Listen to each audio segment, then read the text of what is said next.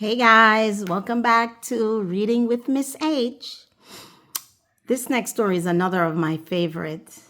So I'm just digging in my archives for some oldies but goodies.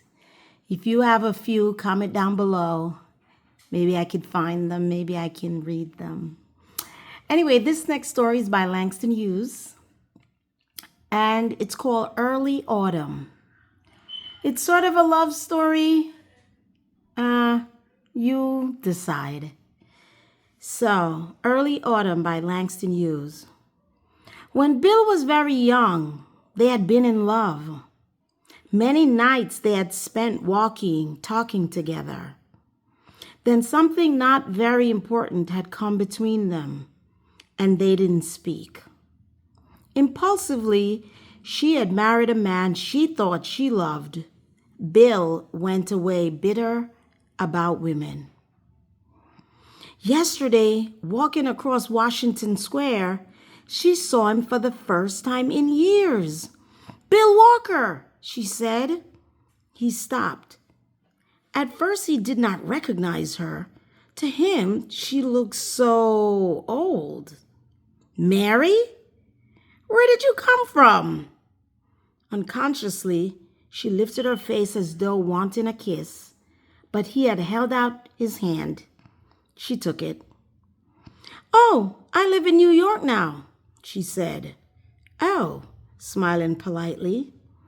Then a little frown came quickly between his eyes. "Always wondered what happened to you."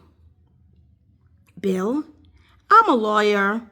Nice firm, way downtown." "Married yet?" "Sure. 2 kids." "Oh," she said. A great many people went past them through the park.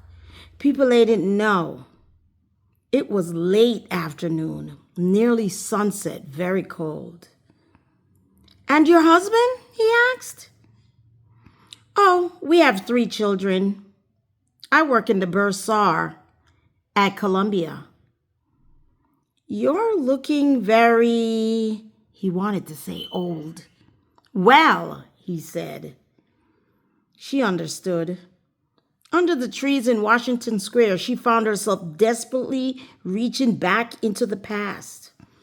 She had been older than he in Ohio.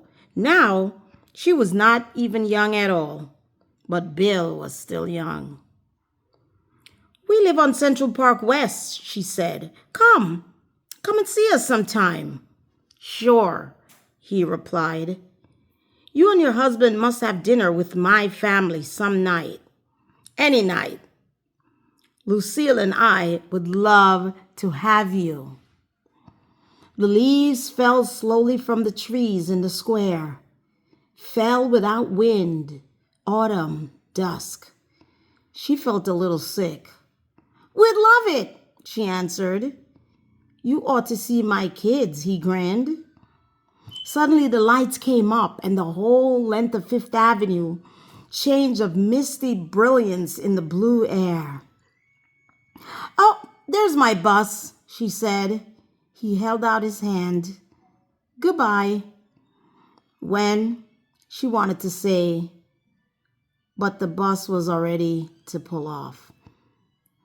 The lights on the avenue twinkled, blurred, and she was afraid to open her mouth as she had entered the bus, afraid it would be impossible to even utter a word.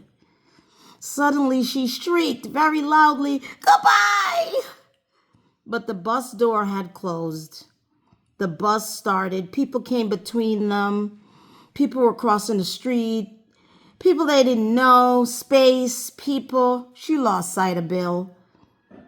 Then she remembered she had forgotten to give him her address, or to ask him for his, or to tell him that her youngest boy was named Bill, too.